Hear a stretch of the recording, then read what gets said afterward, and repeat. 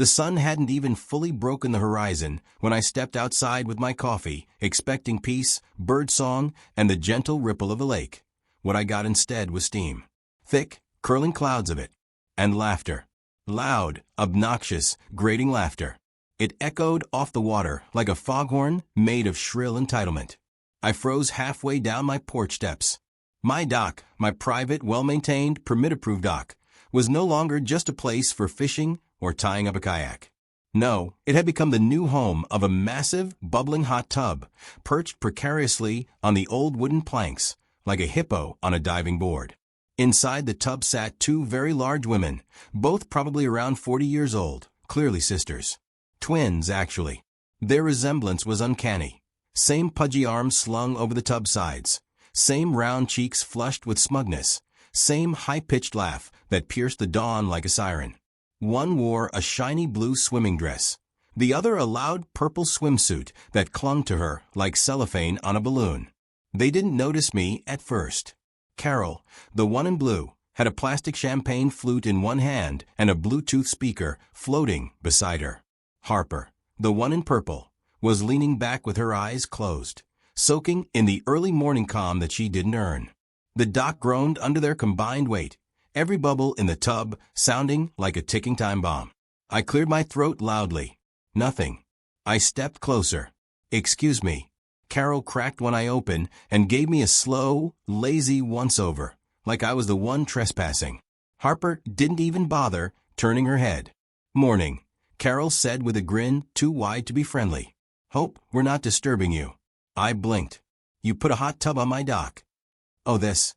Carol gestured around as if it had floated here magically. "Yeah, we figured it was going to waste. Nobody was using it. You should really thank us for bringing life to the place." Harper chuckled without opening her eyes. "It's basically public anyway. You don't own the lake. I own the dock." Carol waved me off. "Tomato, tomato. It's a floating rectangle. Relax." I stood there stunned. Part of me wanted to scream, another part just wanted to walk back inside and pretend this wasn't happening. But I wasn't that person, not anymore. Let me rewind. I bought this lake, housed 3 years ago. Remote, quiet, surrounded by pines and songbirds and neighbors who mostly kept to themselves. It was my getaway, my sanity. A place where silence wasn't just possible, it was sacred. That dock.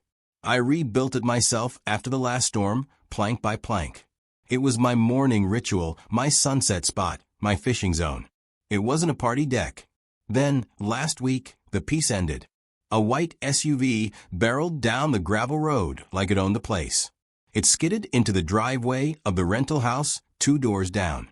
Doors flew open, and out came what I can only describe as a walking sitcom, Carol and Harper. Loud, loud, and louder. Both obese, both dragging suitcases with leopard print and rhinestones, both shouting at each other like they were in front of a laugh track. Their first move? Set up lawn chairs facing the lake, plop open a speaker, and start blasting what I assumed was either 90s club hits or some off-brand remix channel. Day 1, and they'd already launched beer cans into the brush and left a pile of hot Cheeto bags near the road. I tried being polite. I gave them the small-town wave. They squinted at me like I was a UFO. That evening, I was grilling on my deck when they wandered over, uninvited. Carol introduced herself by grabbing a sausage off my plate and saying, "Hey neighbor, we're the new Lake Queens." Harper laughed like it was the best joke she'd ever heard. "We were wondering if we could, use that dock of yours," Carol said, mouth full. "It's closer to the good sun angle." "It's private property," I replied. Harper tilted her head. "But you're not using it right now." "I'm going to be," I said. They exchanged glances, shrugged, and walked away. I figured that was the end of it. Then the generator showed up. 2 days later, a rumbling sound woke me before sunrise. I looked out the window and saw a portable generator sitting in the grass near the edge of my property. Carol and Harper were dragging extension cords toward the dock. I grabbed a coat and hurried out. "What the hell is this?" I asked. "Our new spa setup," Carol said like she was announcing a game show prize. "We found this tub on Facebook Marketplace. Got it cheap." And since we don't have dock access at the rental, well, she grinned like it was the most logical solution in the world. I told you already, I said. The dock is private. It's not for communal use. Harper scoffed. Relax, Captain Rules. It's not like we're living out there. Just a soak now and then. You act like we're draining your life force or something. You're plugging into a gas generator on a wooden dock right above water, I snapped. You could blow yourselves up. Carol rolled her eyes. Then you'd get the dock back, problem solved. And just like that, they turned their backs and kept setting up. By that night, the hot tub was filled, steaming, and in full use. Lights glowed beneath the surface. A plastic flamingo bobbed on the edge. They blared music, played cards, shouted across the lake to startled paddleboarders. I filed a noise complaint. The sheriff never came. The next morning, a neighbor's kid tried to fish near my dock. Harper splashed water toward him and yelled, "Back off, guppy boy, this ain't your swimming hole." The kid left in tears. That was the breaking point. I approached one last time with printed rules, liability laws, local ordinances, fire codes. Carol skimmed them and laughed like she just read a knock-knock joke. "Sweetie," she said, "your obsession with paperwork is adorable." "I'm serious," I said. "That thing isn't safe here. You're not insured. If anything happens, I'm liable." Harper looked up from her phone. "You know what's not safe? Your attitude. You need to chill. Or better yet, join us. You could use a little steam therapy." They burst out laughing. I stood there, seething, trying to hold it in. Every instinct in me said this would not end peacefully. These two didn't understand boundaries. They didn't care about rules. To them, everything was theirs until someone physically removed them. And even then, they'd complain. That evening, I sat on my porch watching the tub bob slightly as they climbed in again. Carol sloshed champagne over the side. Harper posted a video to social media. Hot tub queens take over the lake, with duck lip selfies and glitter filters. I watched the light dim behind the trees as the generator hummed like a lurking beast. My dock sagged under the weight, creaked with each shift. A storm was in the forecast. But I wasn't going to wait for rain or fire or worse. They wanted to float? Fine. Let them. And that's when the idea hit me. Clean. Simple.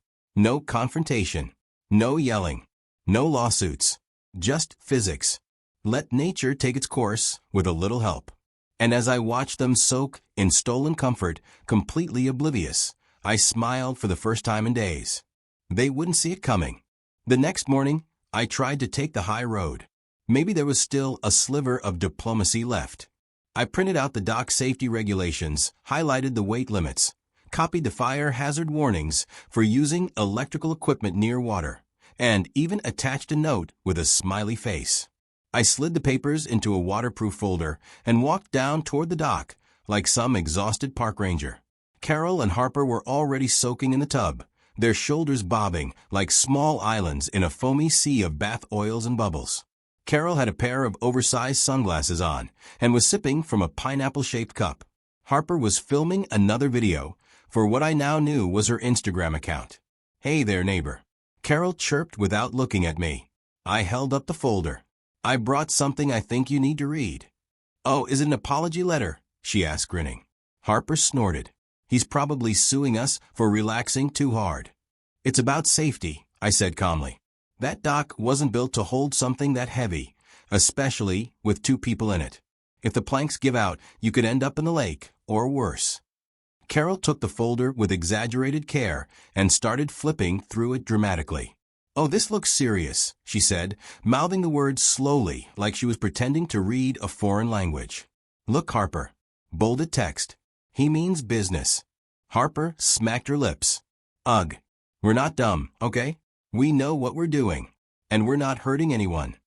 "You're hurting my dock," I said, trying to keep my voice level. "And if something goes wrong, I'm the one who'll be held responsible. That generator is a fire risk. Not to mention illegal use of private property." Carol dropped the folder into the water. "Oops." I stared at it as it floated, ink bleeding into the lake. "Look, we get it," she said, leaning back. "You're the dock boss. But you need to unclench. Ever heard of lake life? This is it, baby. Bubbles, sun, and a little music therapy. You should try it. As I turned and walked away, I could hear them laughing, clinking plastic glasses together like villains in a cartoon. I was beginning to realize that talking to them was like arguing with a clogged drain. Loud, messy, and guaranteed to back up. That night, things escalated. They invited guests.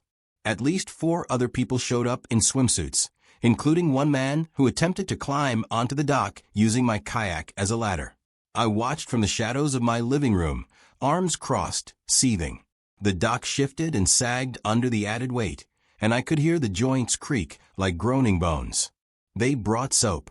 Bubbles foamed over the edge, floating out into the water like an accidental foam party.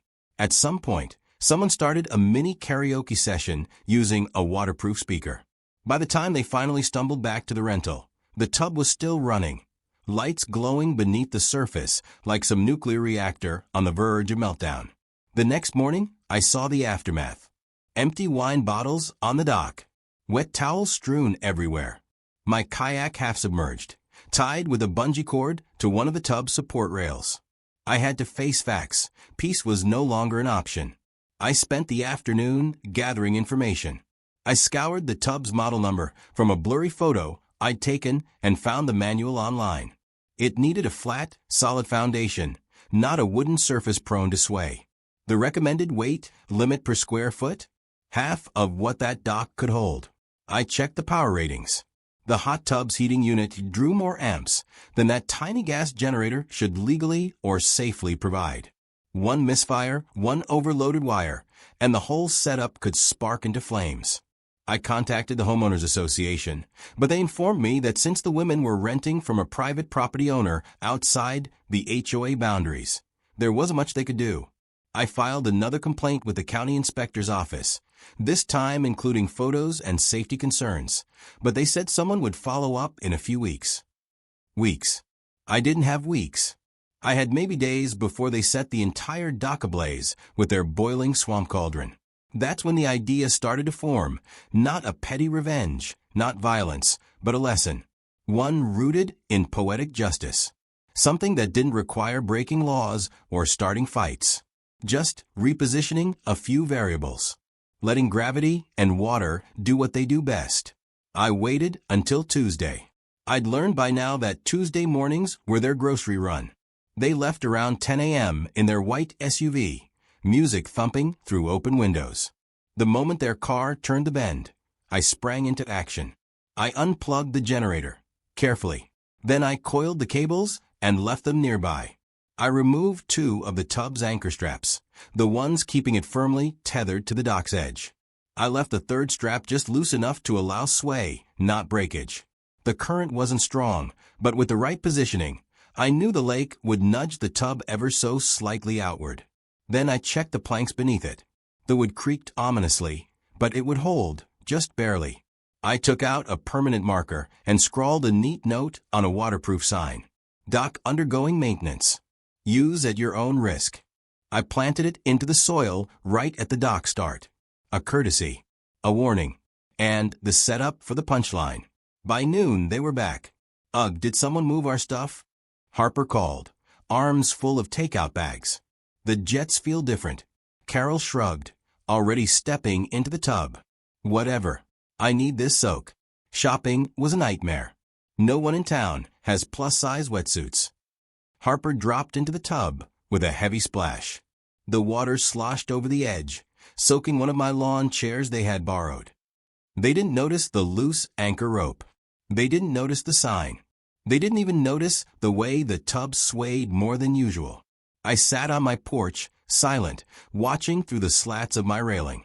The lake was calm, the air still. Every detail perfect. Did you post our new spa shot yet? Carol asked. Yeah, Harper replied. #Lake Queens. They toasted invisible glasses and leaned back, eyes closed, steam curling around them like a cloak.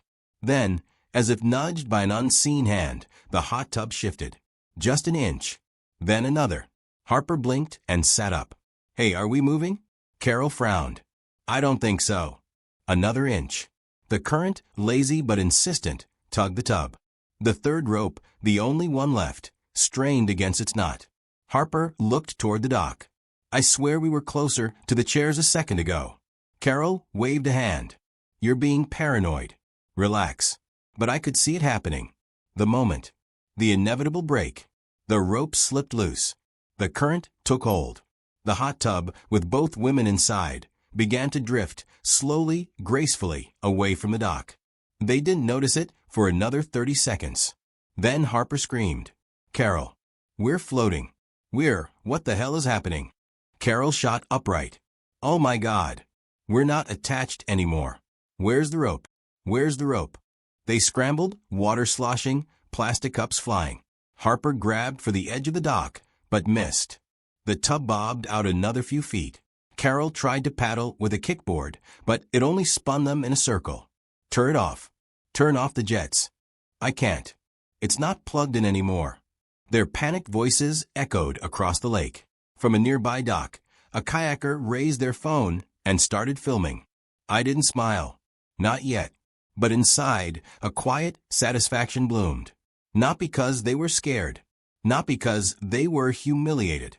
Because, for once, they were finally off my dock. And drifting fast. Where the lake would take them next. That wasn't my problem. Not anymore. The hot tub spun gently as it floated farther into the lake, carried by the slow but determined current. Carol and Harper shrieked in disbelief, gripping the sides of the tub like passengers on a sinking cruise liner. Their plastic drink cups bobbed beside them, one already drifting out of reach. Harper's freshly curled hair now hung in damp, stringy clumps, and Carol's sunglasses had slipped crooked across her face, making her look more like a confused raccoon than a queen of the lake. Do something, Harper barked, slapping the water with both hands like a toddler. We're drifting, Carol. We're actually drifting. Carol twisted around, red-faced and dripping, scanning the shoreline. How are we moving? We were tethered. You tied it, didn't you? I thought you tied it. They shouted over each other, panic overtaking whatever ounce of composure they had left. But the dock was already 20 feet behind them, and getting farther by the second. The tub bobbed and turned slowly, giving them a full panoramic view of their humiliation. I stayed on the porch, leaned back in my chair, sipping lukewarm tea like it was a front-row cocktail at the theater. The entire lake, once the quiet haven they tried to colonize, was now their stage, and every neighbor within view, their unamused audience. Boaters began to notice first. A pair of teenagers in a paddleboat stared in disbelief as the massive tub glided past like a stranded UFO. One pulled out a phone. Click. Record. Carol waved both arms frantically. Help. We're not supposed to be out here. The boy called back, grinning. You look comfy, though. More phones came out. A kayaker circled them like a curious shark, snapping photos. A pontoon boat slowed to watch, the passengers laughing and pointing, one woman nearly crying with laughter as she said, I've seen everything now. Harper's face twisted with rage and embarrassment. This isn't funny. Someone get a rope. You have a rope, a guy yelled back. You're in a hot tub. You're practically in a floating bucket. Carol grabbed a decorative flamingo float and started using it like a paddle. It splashed uselessly, achieving nothing but mild spray and heavier breathing. We need to call for help. Harper pulled her phone from a waterproof pouch around her neck. Her thumbs fumbled across the screen. I've got no bars. And no bars, she shouted like it was a national crisis. Carol's phone had already sunk. I watched her glance into the water, lips trembling. I dropped mine, she mumbled. Harper slumped against the side, soaking wet and furious. This is all your fault. You were supposed to double knot the line. And you were supposed to be smart enough not to get in the tub while it was drifting. They fought like soaked raccoons in a kiddie pool, shoving and splashing until Harper nearly slipped under. For one terrifying second, she disappeared beneath the foam, but surfaced again, gasping and cursing. Farther and farther the tub floated, the steam now long gone, and the water cooling fast in the open air. Their shouts turned from furious to frantic. I watched from the dock, camera in hand, recording the moment with quiet satisfaction. Not to share, not yet, but just for myself. as proof. The poetic justice was unfolding perfectly. It took another 20 minutes before the lake patrol arrived, probably summoned by one of the boaters who'd gotten tired of watching the reality show float by. A small rescue boat pulled up alongside the hot tub. The driver looked more confused than concerned. "You ladies all right?" he asked through a megaphone. Harper screamed, "And oh, we're not all right. Get us off this death bucket." The patrol officer tried not to laugh.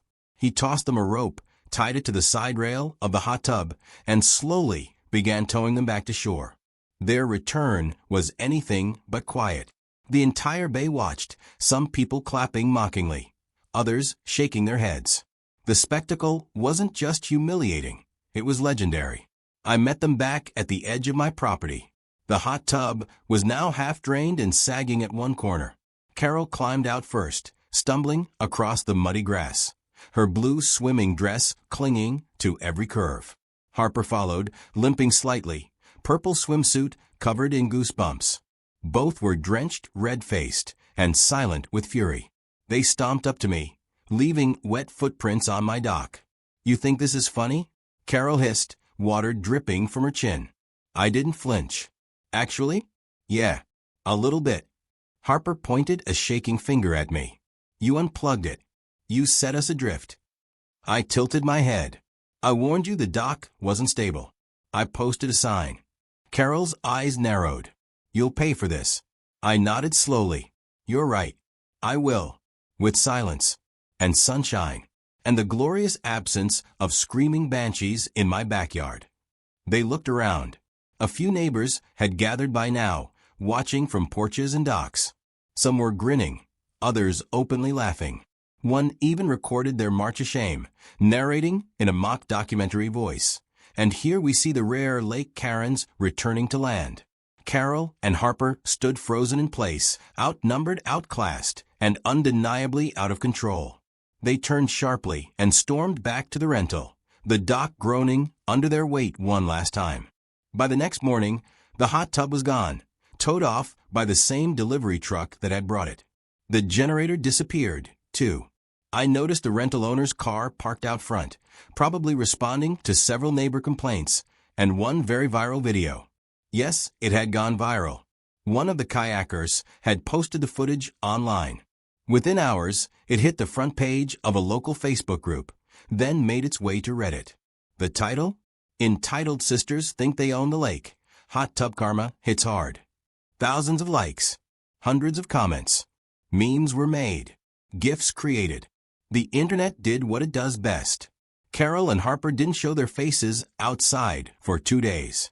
On the third, they packed their SUV with their rainbow luggage and drove off, music off, heads down. The dock was quiet again. I sat on the end of it that evening, legs dangling above the water, a can of ginger ale in hand. The sunset was pink and gold, birds chirping like background singers to my thoughts. The scars on the dock, scratches, cracked planks, the ghost of soaked towels, were still visible, but they'd heal. I thought about justice, not the loud kind with shouting and courtroom drama, but the slow, subtle kind that rides in on the wind and drifts across a lake. Sometimes, karma doesn't need to yell. It just needs a gentle push and maybe an unplugged power cord. As the light faded, I picked up the waterproof sign I'd made and scribbled a new line on it with a marker. I planted it firmly back at the base of the dock. Private property. Unauthorized hot tubs will be set adrift. I smiled to myself. It was going to be a great summer.